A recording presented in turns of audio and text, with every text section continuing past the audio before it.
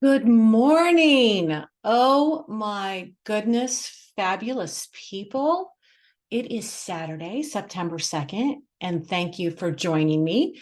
If you have never joined me before, I am Tiffany Fox with Mrs. T. Fox Resources, and I'm just going to give everybody a minute to sign in, get situated, get your coffee. Thank you for joining me. This is my very first actual webinar. And I'm not going to lie, I'm a little nervous. I have this fabulous tech person. I'm going to give a little shout out to Christy Johnson at christyjohnsoncreative.com. And she is my tech guru. And she has been getting me off the ledge for the last 10 minutes about the tech end of it. I can talk about teaching drawing all day long, in my sleep, the whole 9 yards. But the tech stuff scares me. I'm a little older in the game here, so I came to all of this tech in a really sort of behind the eight ball. But here we are. And today we're talking about teaching drawing using a scaffolded approach. So what you're about to hear is my approach to teaching drawing. I'm going to give you a little background about myself here in a minute in the presentation. The presentation is only 20 slides long. It is not, you're not going to be here all day. I appreciate your time. I appreciate you spending time with me. If you're watching the replay on YouTube, you have still chosen to spend time with me. So I sincerely appreciate that.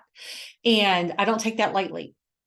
I have spent the better part of probably 50, 60 hours just getting this presentation ready for you so that it sounds concise and that it makes sense, because some of you might be brand new to the classroom and some of you might be veterans just looking for a different way to do things.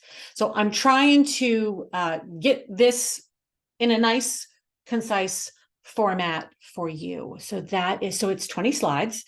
Everything that I talk about in the presentation and everything that I reference is part of the curriculum that you will have a chance to access at the end of the webinar. So if you have never purchased curriculum from me, and there is no shame in purchasing curriculum allows you to have time with your family. It allows you to have time with your sanity in case you might have 5, 6, 7 preps. Some of you are overwhelmed and underprepared and underserved in your districts.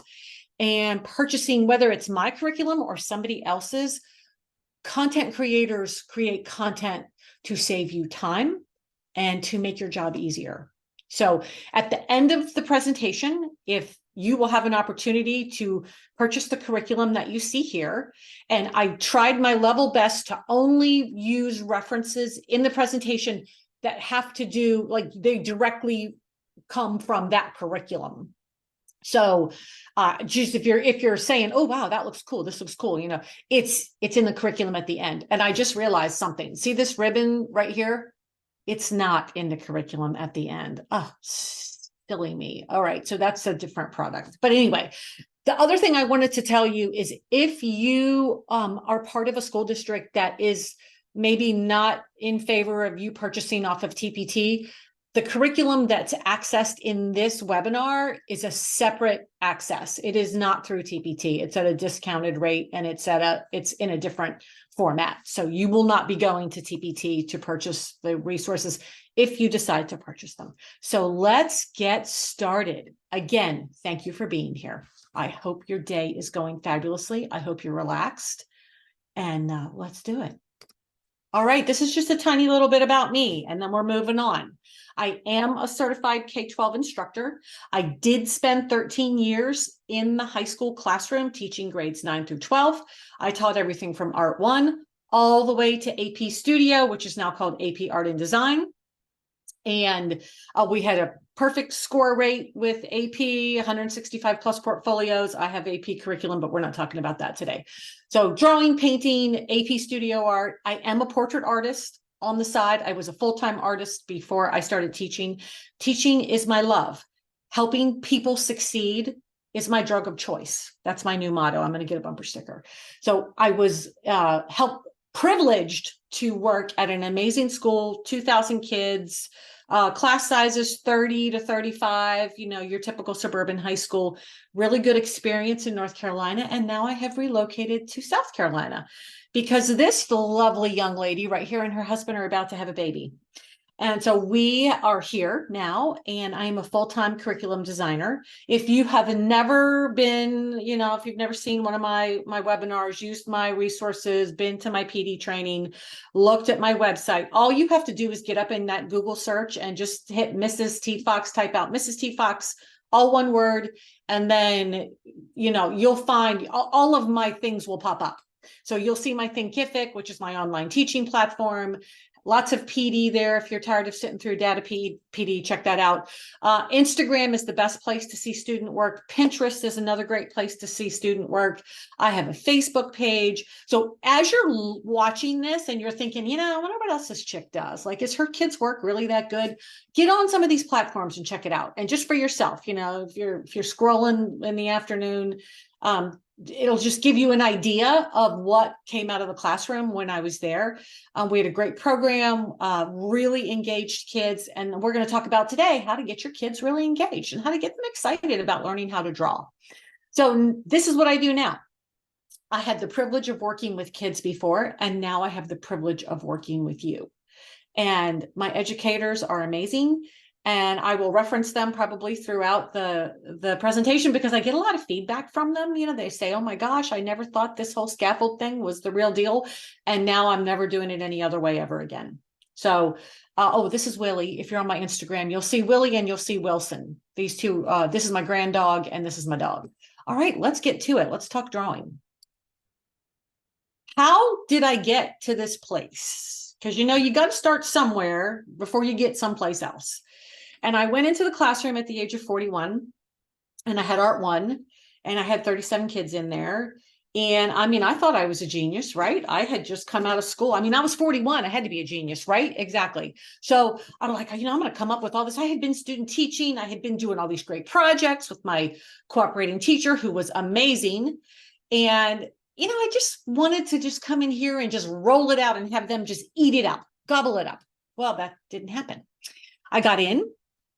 And I rolled out the projects and a couple of the kids did great. Like when I say gold key, kill it. If you've done scholastics, you know what I'm talking about.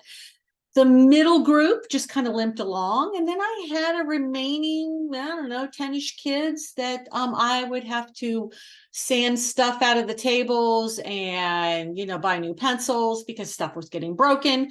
They'd go out of the room and there'd be broken supplies all over the floor. I'm like, what's going on? What am I doing that needs to be done differently? So after much reflection and much reflection, I said to my coworker, something has to change. Now, I had the privilege of working with the most amazing young lady. I worked with her when I student taught. She was at my school, and then she actually ended up getting a job at the school that I worked at. We both started the very first year. My first year, I believe it would have been her fourth or fifth. Her name was Jessica Summers.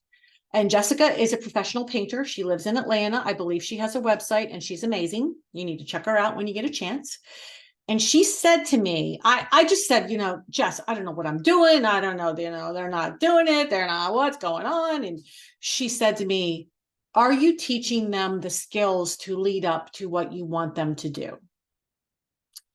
And I had to be real honest with myself. And I said, no, I'm not. And she said, kids need things to be broken down. You need to break it down. You need to break it way down.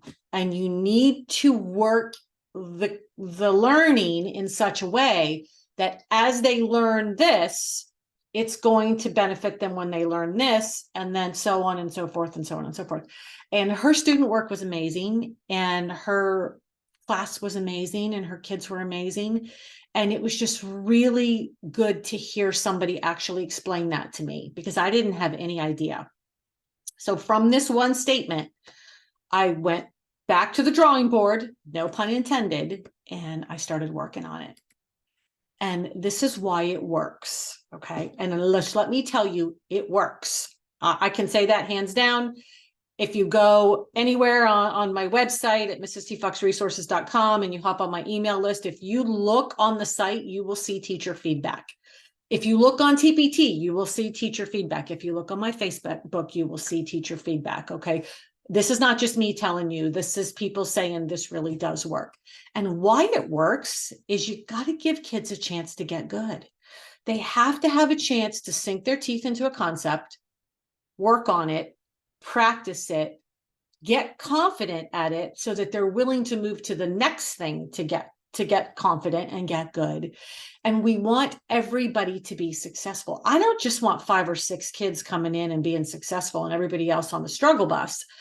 I want everybody to be successful. That doesn't mean everybody's going to create to the same level. That just means everybody's going to be successful, confident, feel good about what they're doing, and produce something that they can be proud of.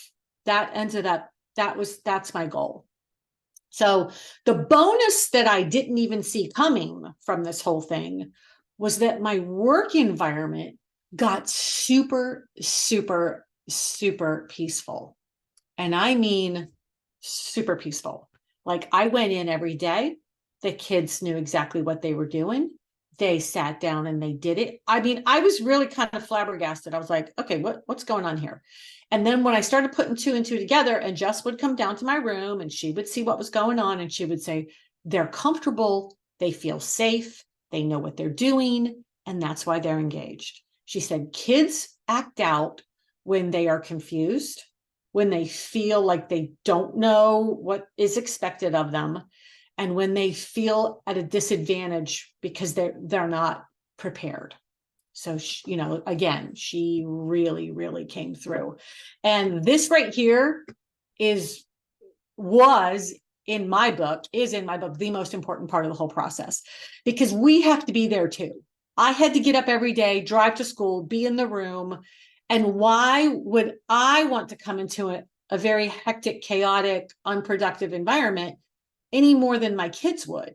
So all the way around, it ended up being a really good thing. So I'm going to talk to you about 4 units, and these are 4 like lesson units. And there are actually 2 more, the white colored pencil and the colored pencil, but I wanted to keep this really concise because you may not have time to get to white colored pencil and colored pencil, but you will have time to go through just teaching the kids how to draw. And you can either do this if you're on a 45-minute schedule or you're on a 90-minute schedule. You can break this down to fit your schedule. You can leave some things out. We're going to talk about that. But as long as the basic framework is the same, you're going to have really awesome success. And I cannot wait to hear from you when you do.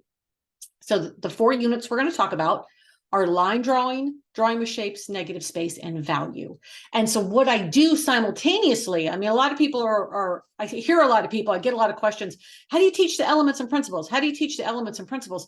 I just work it into my drawing. I work it into my whole drawing, my whole scaffold. We talk about line, and we talk about shape, and we talk about space, and we talk about value. And when we talk about value, we talk about texture, and we talk about form when we talk about value. So it all just sort of supports the framework of the elements and principles. And so within each unit is a set of skill builders. So this is going to move hopefully so smoothly. You're going to be like, oh my gosh, it makes perfect sense. And this little short on time part is what I was just talking about on the last slide. So you're going to introduce the medium, which in this case is graphite pencil. You're going to introduce the concept. So in for example, line. They're going to have a chance to practice. So with the line drawing, I'm always getting ahead of myself, but we start talking about lining things up visually, examining relationships. So we're going to practice those things. Then we're going to practice a little bit more. And then we're going to take our practice and we're going to put it into a final project. So instead of jumping right to a project and saying, okay, guys, this is what we're going to do. Here's your 18 by 24 piece of paper. It's the greatest thing since sliced bread. Let's boogie. And there you can see some of them just absolutely panicking. You're working your way up. And as I work my way up, I'm explaining the whole time.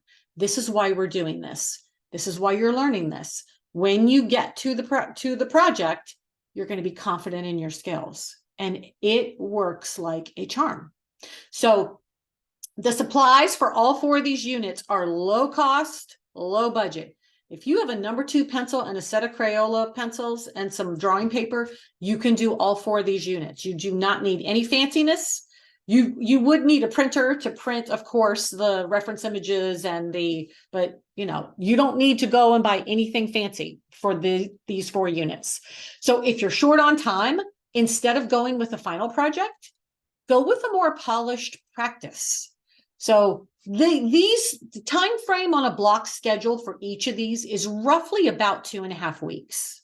So if you teach a draw paint class and you want to, I would highly suggest drawing be the thing that you do in the fall, because drawing is the foundation for painting, and it will make your painting in the spring so much more successful. That's a whole nother webinar. But I would go with, so you can fit it into your time frame. I just wouldn't do a final project. Like, this is a little polished 3.5 by 3.5 inch. This is included in the resources too, by the way, little exercise that we do where they can work in some color, they can work in some of their own student choice and creativity, and they can show me that they know how to draw using negative space. So this is just, just don't do this. You don't need to do this. I talk to middle school teachers all the time who maybe they don't see their kids every day and they have like 38 minutes. Who can do anything in 38 minutes? That's a whole nother webinar. Okay, so pro tip on the worksheets. You're going to see worksheets. Print them on drawing paper. Cut them to 8.5 by 11. Cut your paper. Feed it into your copier at school. Your copier will be fine. Copiers, your standard office copier will handle any paper, usually up to about 110-pound weight. And drawing paper is usually 80-pound weight, so you'll be fine. I printed hundreds of worksheets. Ooh, watercolor pro tip. Watercolor paper that's on the cheaper side is thinner. You can also feed that into a copier, and then they can watercolor right on that. Yeah, I know. I love that one. That's a good one. Okay. First unit, line drawing. This is your hook. This is where you grab them. Oh, and by the way, I did this whole scaffold with an adult drawing class at our Center for the Arts here in town. And I said to them, what do you guys think about, what do you think about the cartoons? You guys okay with that? And they're like, oh my gosh, so unintimidating. We learned so much. And I was like, all right, if it's good enough for adults, believe me, my teenagers loved it. So some people are like, oh, with the cartoons, kids love it. It's not intimidating. It's easy for them to understand. They've seen a zillion cartoons, so you're in their wheelhouse. But this is your hook. This right here, the forgery challenge, is definitely your hook. This is where you grab them and say to them, I'm going to teach you how to draw and you're going to be amazing. And they're like, okay, if you say so. I stand up in front of my kids and I say, I am in the business of teaching skills. You're in the business of being fabulous. I said, once we both understand what our role is in this thing that we have in our classroom environment, there is no stopping us. And get on the train and go with me, and we got this. And so they trust me. We've already been through 2 weeks, the first 2 weeks of school with our IM boards or our family album or any of those community building projects. So they already understand that I'm their biggest cheerleader and I got this. So they trust me already, but this is where it really takes off. So the skills that they're going to learn, this is their final project. And like I said, go on my Pinterest, go on my Instagram. That's where you can see tons of videos of these things in progress and processes and student work hung up. But they're going to learn how to sight angles. They're going to learn how to understand the relationships between the parts of a drawing. So, where is this in relation to that? How big is this in relation to that? Understanding how to line things up. I always talk about a visual plumb line. I have an intro to drawing workshop on my Thinkific where I actually go through and I show you how to teach it. We're working through my membership right now we're working through the scaffolding each time we meet. So there are places you can go to actually see me show you this. That's the reason I'm saying that part. So we talk about pencil pressure, how to hold the pencil. We talk about good planning so you don't have to go on an eraser fest all the time and abrade your paper. And we talk about developing the habit of hard looking. So we talk about studio habits in my room. We talk about the mindset of always wanting to do our amazing very best. That's why all of these are so polished. Not only is it on my rubric, but I tell them that the work is an extension of them and they're fabulous. So if I look at their work, but I have never met them, what are they visually communicating to me about how they work? And they'll be like, oh, okay, that's kind of bizarre, but yeah, I get it. So I just try to link the work up to their potential. So this is their final line drawing. This is an 8x10 picture plane on a 10x12 piece of paper. That's the size of that project. But you would not have to do that if you don't have time. You could stop with the two practices, which are these guys right here. They're small, but the thing that you want to focus on is, what do I want them to learn? How am I going to get them to learn it? How am I going to know that they learned it? And how am I going to know that they're ready to move on to the next thing? And this is how you do it. So I already talked about the forgery challenge. These are the two practices. We do a little right brain work with these. We work them upside down. You can see the rubrics right here, but these guys are upside down. So then we move on to this. So we're here. We know we can draw. We know we can sight angles. We know we can see. This is great to do with adults too. If you ever have to teach, like if you ever are in an interview and you have to do a little lesson with the board members or with your admin, teach them how to draw with the forgery challenge. Oh my gosh, gold. They'll love you for it. So they're going to do one. This is the first step. This is the second step. This is the third step. So I let them choose. The first one, everybody has to do the same one just because they just do. You know, it makes it easier for me. I'm only printing one worksheet. The second time they do the quadrant, I have like 3 or 4 of them. And I think there are 3 or 4 in this unit. I'm not quite sure. There might only be 2. And then there are 15 images for them to choose from in this unit right here. So that's line drawing. Once we do that, we move on to drawing with shapes. So this is just a different technique.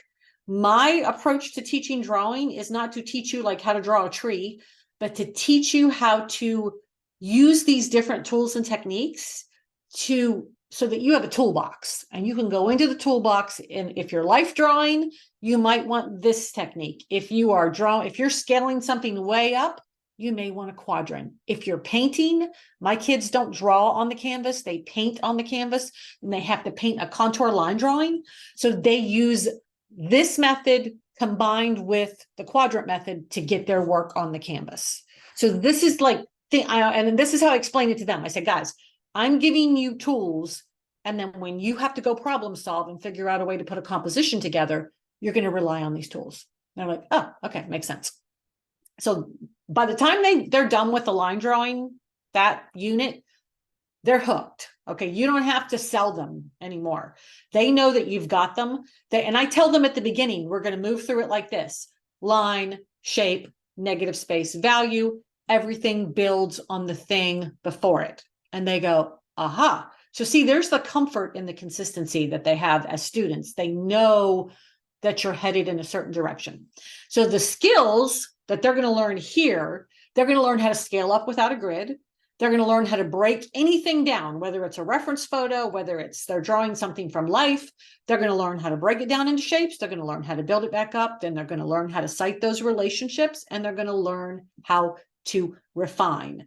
And again, they're developing the habit of hard looking. This is your foundation for life drawing. This and negative space are the 2 things that you're going to need for them to be able to draw from life. And if your kids are headed off to art school, or they have aspirations to go on into a creative career, which they're going to need an art background for, they're going to draw from life that whole first year in foundations. That's what they do at the college level. So you want them to be prepared.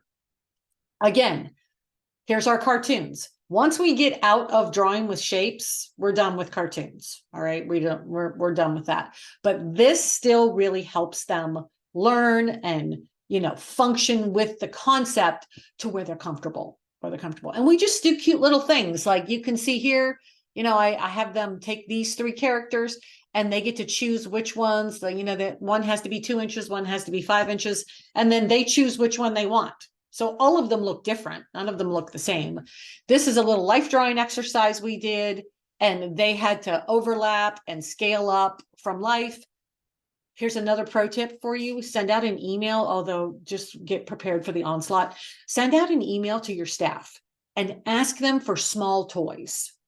And you're going to have everybody in your building cleaning out their junk drawer with all those little McDonald's toys and all those little, tiny things that they used to have in the diaper bag when the kids were little, but they don't know what to do with. I got the most amazing collection of toys just by sending that one email. Now, a lot of it I had to throw away, but there were some golden finds, and the kids drew beautiful things with them and they enjoyed it. They love toys. So don't ever underestimate the power of this subject matter, because it really, really does make it unintimidating for the kids. And that's what we want. We want them to be comfortable. We want them to be successful. Any way we can get to that is how we get to it. So again, with the drawing, with the shapes, these are their skill builders. They're going to do their practice, which is their lion. And then they're going to scale up. They have some options on this one. This is just a dog that they had to do. They're taking that little image, but they have some options on that one. I think there's about 16 worksheets in this unit. Then they're going to scale up, like I just showed you, and they overlap. They have to do this overlapping thing. And then there's two project options in that unit. But this is just them building on, what they know with lining everything up that they learned before. Now they're building it with shapes. A lot of fun and a lot of success. You'll see a lot of growth here. So the third one is negative space. This is the ultimate skill for life drawing, for keeping, in fact, Jess, who I mentioned before, she's on Facebook with me, and I posted something about the importance of negative space. And she said, oh my gosh, hands down, single-handedly, the most important skill for life drawing.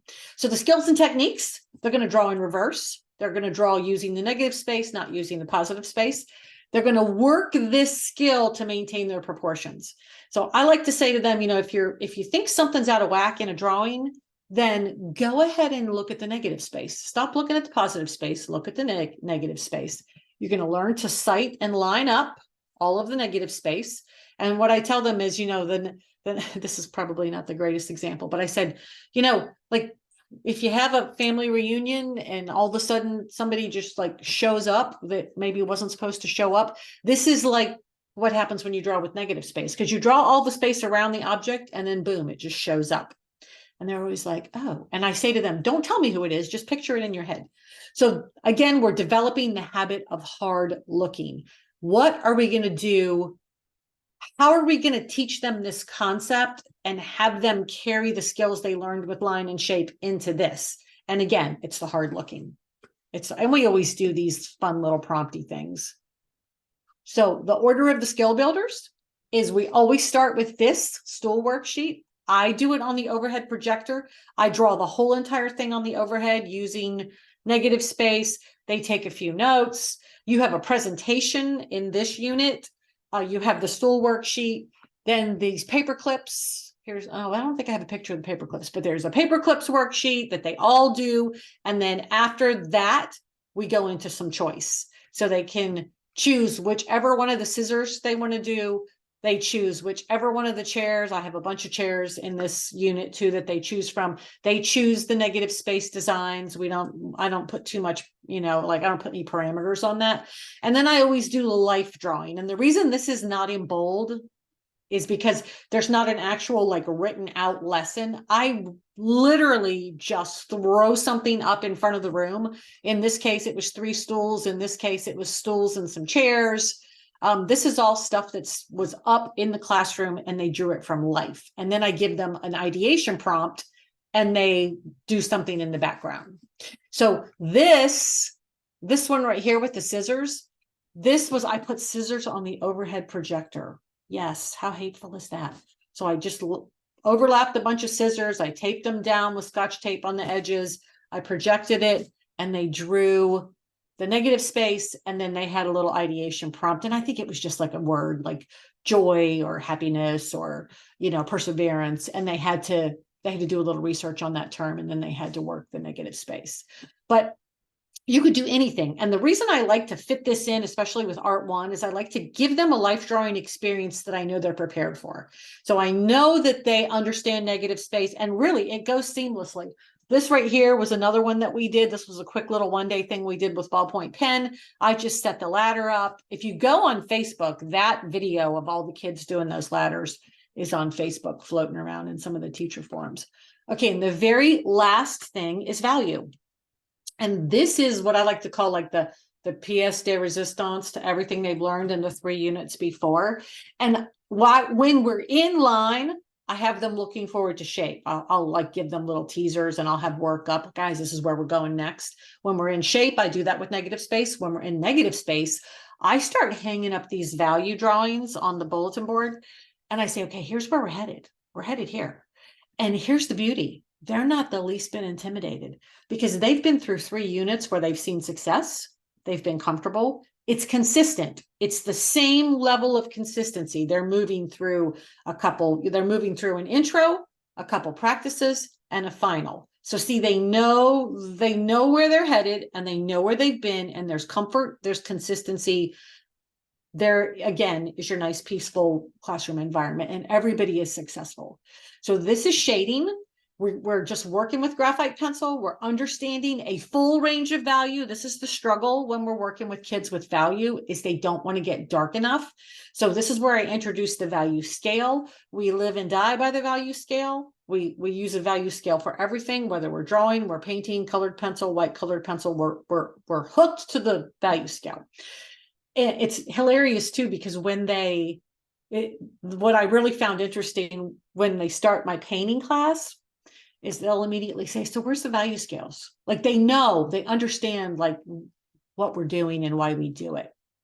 So we talk about edges versus outlines. We don't want cartoon looking drawings. We want realistic looking drawings. When I get to value, I tell them, look, we have a very short time together. I may never see you again.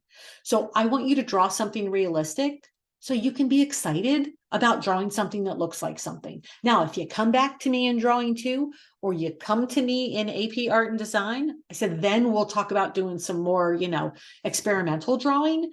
But this is what I want to do in my intro class, because I want you to have a win and I want you to be excited and proud of what you're doing. And they're like, all right, that's cool.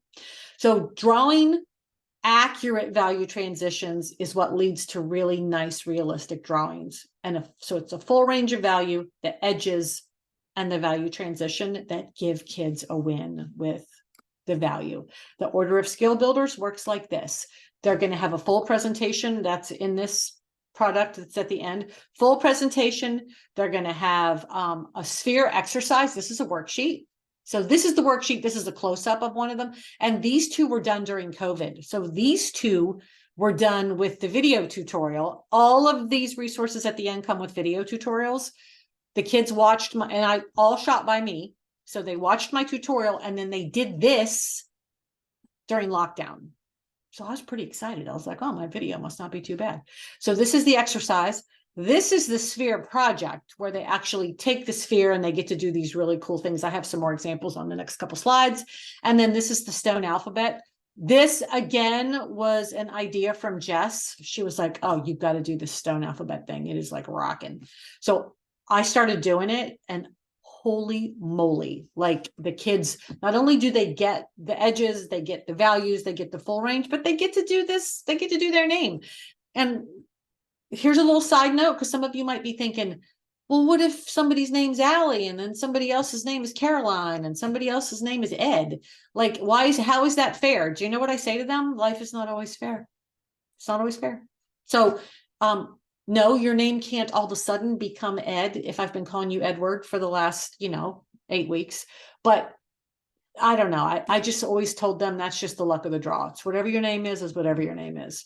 So, and you know what they say? All right, that's cool. So, and this fabulous right here, this was a girl who had done it. She had been in my class in art 1 and we did it. Then she was in drawing 1 and we did it again in drawing 1. And since she had already done it, she's like, can I do fabulous? Since you say that all the time. And so now this is in my permanent collection of art. But this is your value transition. All right, 3 easy strategies. We are almost done. Easy strategies for scaffolding success. I want you to keep the practice work small. Now, the reason I'm saying this, if you use the lessons that I have already prepared, the practice work is small. If you do not, which of course is totally fine, make sure that you keep whatever they do small. All right. They need to be able to finish it in a short amount of time. They need to be able to finish it with success. And a small drawing is not intimidating. This piece of paper is intimidating. And if it's a project and they've not had any preparation, then this is a one-shot deal. And it's very, very, very intimidating. Think about that. And lots of times during the practice, I'll say, so what if I had just given you the project at the beginning? And they'll go like, oh my gosh, Fox, no way. Like we would have been totally freaked out. Like this is preparing us for the project. So we would even talk about why we practice and what the benefit is, and they would give me feedback. So you want to avoid that burnout. A piece of paper this big, high chance for burnout. Too long of a due date, high chance for burnout. So when I'm giving, in all of the lessons, I provide the timeline of how long it should take each thing for them to do, whether you're on a block schedule or whether you're on a period schedule. So you want to keep your due date short. I never had like early finishers. I know that sounds kind of weird. Now, not that kids wouldn't finish the project maybe a day early or a half a day early, but there was never anybody sitting around for a week doing nothing, like needing something to do, which made it easier for me. I didn't have to come up with a bunch of early finisher activities. I didn't have to have a whole other thing up my sleeve for me to do. Remember, this is about your sanity as well. So, I didn't have any kids I didn't have anybody procrastinating because there was no time to procrastinate. So if I give you this worksheet, and the way let's just use this as an example. It's a 90-minute block. I come in, I do a 30-minute presentation, which is long. This is long for a demo in person, but I always did it because it worked. It really, you can see how good they all are. And I would do it on the overhead, and then they would have roughly 40, 45 minutes. And I would say to them, you have 45 minutes to do this. And they would go, boom, and get right to work. It wasn't like, well, here's this worksheet and, maybe it's due Friday, maybe it's due. They wouldn't have even done it because they would thought they had more time. So, and if they didn't finish it, which everybody always did, because it's really simple. If you're looking at this, it's really simple. It's not, it never took anybody more than 45 minutes. Everybody was done. Everybody put it up on the board. Everybody was proud. Boom. It's a no-brainer. Then I would say to them at the end of class, okay, when we come in tomorrow, you have a choice of, I'm going to have all the worksheets out. We're going to move to the next level. Like for them, it would have been paper clips. So everybody had to do the paper clips. I would say you'll do the paper clips first, and then you'll have a choice either on scissors or a plant or whatever. And they were like, okay. So before they left the class, they knew what we were doing the next day. And they were like, when they came in the next day, they went right for the worksheet. They sat down, they got right to it. So and I always introed my class anyway. I always said, okay, here's what we're doing. Here's how long you have. And then I would close with, thank you, thank you, thank you for, the beautiful drawings, the commitment to excellence, the getting down to business when it's time to get down to business. And then of course we had everything up on the wall. So I displayed everything. And listen, don't get me wrong. I am a huge fan of, posters and visuals and things like that. But if I wanted to get my kids excited and engaged and looking forward to what they were going to learn, I covered my walls in past student work and in progress work from all my classes. So when kids came in, whether they were in my class or not, they might have just been in there hanging out, having lunch. They might have been in there before school with their friends. They're looking around and they're going, wow, like this is what comes out of here. I had kids show up in my class who said, I've been eating lunch in here for the last 2 years, just waiting to take your class so that I could do this or I could do this. So this is a great program enhancer if you're wanting to build a program, because this is the evidence of what goes on in your class. This is the evidence. So the kids really responded to that. And I came upon that completely by accident too. I was in a really small classroom. The bell rang. The kids couldn't get to their folders. I said, they're like, what do we do? I said, put it up on my board. And I had the magnetic whiteboard with the magnets, and they covered the board with the stuff. And the next class came in, and you know what they said to me? Do we get to put our stuff up on the board when we're done? And I was like, oh, okay, wait a minute. Maybe I'm onto something here. So again, I've heard from a ton of teachers that say they've done this, hanging up the work in progress and hanging up the work when it's finished, covering their walls, and it is a game changer. So again, there's another little pro tip for you. You need accountability. The kids need to understand, why are we here? What are we doing? What's the purpose? And so if you tell them the why and they see the evidence and they look forward, plus guys, listen, if they're working all class period and they know it's going up on the wall at the end, they're a lot more likely to be plugged in than if they're sticking it in a folder. Because when it goes up on that wall, everybody can see it. And we do that from the very beginning. We do it with the IM boards. We do it with the family album papers, the pages. We immediately start displaying the work. So they understand that that's the way the class works. So if you have more questions on that, you might want to check out my classroom management workshop on my Thinkific, because I explain the whole thing, why it works, how you do it. Plus that comes with cool resources too. All right, let's talk about some student work. So we are almost done. All of this is examples of, this is art one. This is, I think this was drawing one. This was drawing one over here too. So these are just some of the projects that are included. And this is your line scaffold. This is your shape scaffold. This is your negative space scaffold. This is in progress during class. And this is finished, of course. And this is finished, of course. This is in the hallway. This is in my class before it goes in the hallway. Buy yourself a ton of 18 by 24 black construction paper. I use True Ray brand. There's also a free supply list on my TPT if you're interested in my supplies. Oh, if you get on my email list, mrstfoxresources.com, you also get a free supply list. So this right here, this black construction paper, I just mounted everything. And if you don't have time, have the kids do it.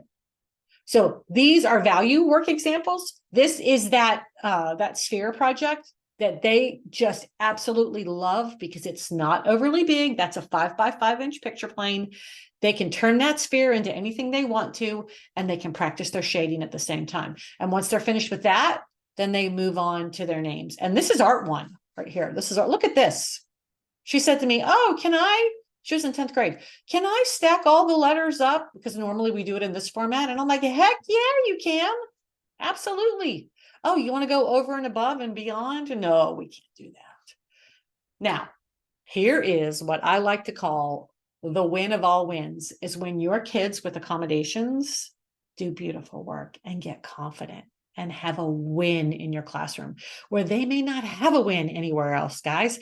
This is the chance for me to see somebody really succeed, be proud, be excited, want to come into my room. So these are my kiddos with mods. And I just absolutely adore everything that they do. And I adore having them in my room. And I adore watching them succeed because it's exciting. All right. They may not, usually they don't have a win anywhere else in the school. So this is their win. And I just wanted you to see this, because a lot of people will say to me, well, what do you do? What do you do with your kids with mods? And basically what I do is I have a conversation with them, especially when we're at final project stage. And I'll just say, listen, tell me what Miss Fox could do. I was always big about talking to myself in the third person. Tell me what I can do to make this easier for you. And they never would say, oh, give me 6 months to do it or anything like that. I would say, would a little bit more time help? Would us maybe making the project a little smaller help? Tell me what we could do. And we would have a little brainstorm session and we would figure it out. And it's not the same for everybody. And I just always took the time to meet them where they were and see what I could do. And it worked just beautifully. And they appreciated it. They appreciated it. And I appreciated their efforts. And that's what I told them. I'm like, listen, we need you to be excited and want to come to Miss Fox's class every single day. And they were like, all right, Miss Fox, I got you. So they just, I don't know. I just love them. All right. Second to the last slide, people, is a breakdown of what you get in the curriculum. Okay. Again, if you have purchased from TPT, you're not going to want to do this because this is exactly what you got from TPT. This is a different access point for these lessons. It's the same lessons. It's the same bundle. It's just at a little more of a reduced rate than my webinar pricing, my little webinar pricing. And I just want you to know clearly what you're getting in each one of these bundle units. So in this top one is the line, the drawing with shapes, and the value. And in the bottom one is the negative space and everything that entails. And this is kind of a big bundle right here. Like this has quite a few components to it. It also has that Enchanted Environments project. It's got the chair, it's got the paper clips, the scissors, the circles, which I just revamped that circles worksheet to add like a ton of stuff to that. So they're just, both of those things are two different lesson bundles. Everything comes with video tutorials. Everything comes with rubrics and reference photos, everything you could possibly need. Like when I say little to no prep, I'm serious about little to no prep. You go home, you spend time with your family, you come in, this is done for you. For each, I was like tallying it up, probably the number of manpower hours that were in both of these is probably well over 300. You don't have 300 hours, all right? Spend time with your family. That's my pitch. My pitch is just save yourself some time. I was in my membership talking to my people a couple of weeks ago. We were in a session and I said, why do we as art educators feel like we have to invent the wheel every single time, and that somehow we're not doing our job if we are using somebody else's curriculum? So next time you walk down the hall and you run into the science teacher, ask him how much time he spent writing the textbook, because I don't think he wrote the textbook. I think he's using the textbook to save him time. So there's no shame in that. There's no, I created all of this curriculum because when I went to my school, there was no curriculum for me to use. There wasn't even a district-wide curriculum. So I was forced to write my own, which has brought me to the next chapter of my life. And now that I know how to do it, I can save you time and help you. So anyway, there's my don't stop beating up on yourself for using somebody else's. And again, I don't care if it's not mine. I would love for it to be mine, but if it's not mine, use somebody else's. Just save yourself some time and some sanity in these crazy, crazy days. All right. So here is the actual place where you go to buy the two bundles. It's $75 worth of curriculum. I knocked it down to $47. Like I said, you get all the teacher instructions, you get the student presentations, you get the worksheets with the rubrics, you get all the reference images, all the video tutorials. You can put them all on your online teaching platform for kids who are absent, for if you have any homebound students. God forbid, if we ever go back into lockdown, everybody just cross your fingers, that never happens. But for whatever reason, or extra practice, whatever reason you might need these video tutorials, they are there for you, and they are geared toward the students. So when the students watch them, they can work right along as I teach the concept. So project directions, rubrics. So you can either scan the QR code that's on the screen, or you can type in the bit.ly, I guess that's / draw Miss Fox, Miss T Fox. But anything that you need, if you need to contact me, the best place to ask me questions would be to go to my website and hit the contact form. That would be the best way to get in touch with me. I am here to help you. All right. If you need anything, you could reach out to me on Instagram. You could reach out to me on Facebook. Just know that if you purchase the curriculum and you have a question, my email address is also inside the curriculum. So you could also send me an email, but I just want you to know you're not going to buy it and then all of a sudden just be left with no resources or no help, no customer service. That's something that I pride myself on, because I want you to be successful. And so, hopefully you enjoyed this. I know I enjoyed it. And hopefully you're going to join me again. I have all these ideas spinning in my head. We could talk about painting. We could talk about AP. We could talk about ideation. There's a cool ideation workshop on my Thinkific too. So hop over there, check some of these things out. And there's on my YouTube, there's also some more free little mini workshops. So thank you for joining me. I hope your day is amazing. I hope your school year is amazing. And I hope you are safe and that your kids are fantastic. So thank you and have a wonderful, wonderful, wonderful day. This is Mrs. T Fox. with Mrs. T. Fox Resources. Have a good one.